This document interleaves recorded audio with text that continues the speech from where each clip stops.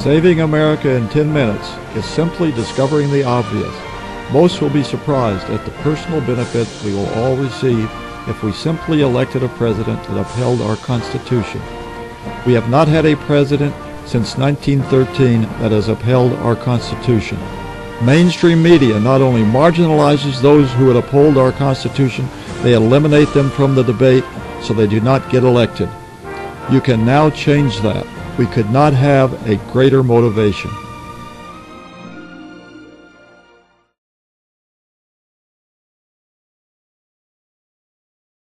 And now, MSNBC's Keith Olbermann has done the same for cable news. Olbermann leaves no doubt about what he sees.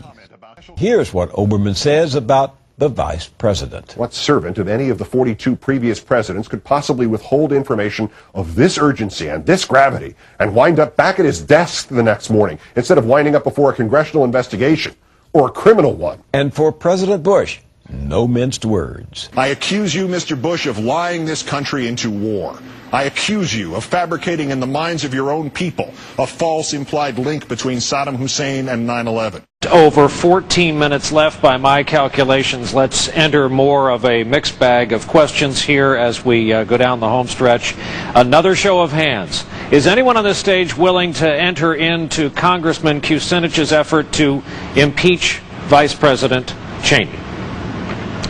That being the response, Congressman, and perhaps it's an appropriate question, is this a proper use of public congressional time and energy? This is a pocket copy of the Constitution which I carry with me because I took an oath to defend the Constitution. We've spent a lot of time talking about Iraq here tonight and America's role in the world. This country was taken into war based on lies. This country was taken into war based on lies about weapons of mass destruction and Al-Qaeda's role with respect to Iraq, which there wasn't one at the time we went in. I want to state that Mr. Cheney must be held accountable. He is already ginning up a cause for war against Iran. Now, we have to stand for this Constitution. We have to protect and defend this Constitution. And this Vice President has violated this Constitution. So I think that while my friends on the stage may not be ready to take this stand, the American people should know that there's at least one person running for president who wants to reconnect America with its goodness, with its greatness, with its highest principles, which currently are not being reflected by those who are in the White House. Time has expired. Congressman, thank you. Now you have seen that Dennis Kucinich won the presidency hands down in one of the first debates, for none of the other presidential candidates raised their hand. Now you have proof that these other candidates will not uphold our Constitution. This, along with their voting record, disqualifies them from being president. By none of the other candidates stepping up to impeach, they are obstructing justice, and that is a crime. If we vote for the other candidates, we are accomplices to the gravest crime of our time, with over 1 million people killed or mutilated as a result of us being lied into criminal, unconstitutional wars.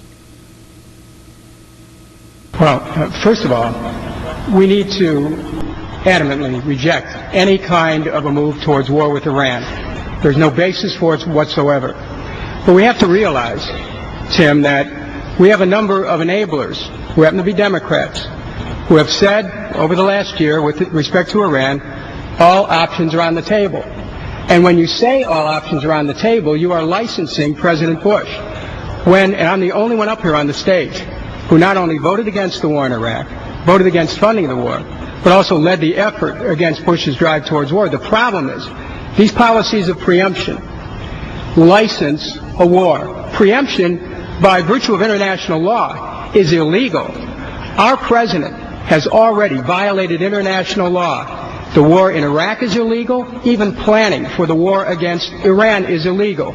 Tim, we're here in Philadelphia, the birthplace of democracy. I want to know when this Democratic Congress is going to stand up for the Constitution and hold the president accountable with Article 2, Section 4, and Impeachment Act. I think that our democracy is in peril, and unless the Democrats and the Congress stand up for the Constitution, we are going to lose our country. We need to challenge him on this war, but we need to challenge him at his core. And the core is there needs to be a separation of powers, a balance of powers. Things are out of balance. It is time for us to stand up for the Constitution of the United States. If we elected the proven candidates, Dennis Kucinich or Ron Paul, president, we would not only end the illegal, immoral wars, their programs would start bringing an end to our economic and ecological destruction by phasing into a constitutional monetary system that would eliminate unconstitutional income tax without losing any benefits, and we would not pay for our homes 2 or 3 times before we own them as a result of the fraudulent interest we pay on them. Having a constitutional monetary system, we could have education and health care for all and money to save our infrastructure that the Society of Civil Engineers gives a D grade that is moving to F with bridges collapsing. Also, having our constitutional monetary system back, we can direct funds to saving our ecology. In this regard, we can provide high-paying jobs for solarizing America, rising the soul of America to once again be a light for the world. Our only real hope may be quick action in getting out the vote for Dennis Kucinich or Ron Paul. For a plan, see www.votewin.us. By our front-runner presidential candidates not upholding our Constitution by calling for impeach, they are establishing the position of the President of the United States being above the law, laying the foundation for a dictatorship. To break our spell, we now hear from Abraham Lincoln. I see in the near future a crisis approaching that unnerves me and causes me to tremble for the safety of my country. As a result of the war, corporations have been enthroned, and an era of corruption in high places will follow. And the money power of the country will endeavor to prolong its reign by working upon the prejudices of the people until all wealth is aggregated in a few hands and the republic is destroyed. Discovering the obvious is knowing that business as usual of electing corporate-owned presidents is our destruction that Lincoln warned us about. This now includes the destruction of our environment. He who controls the creation of money controls the world. In 1913, we the people lost control because our monetary system was unconstitutionally turned over to a group of private bankers. Williams Jennings Bryan said, "When we have restored the money of the Constitution, all other necessary reforms will be possible.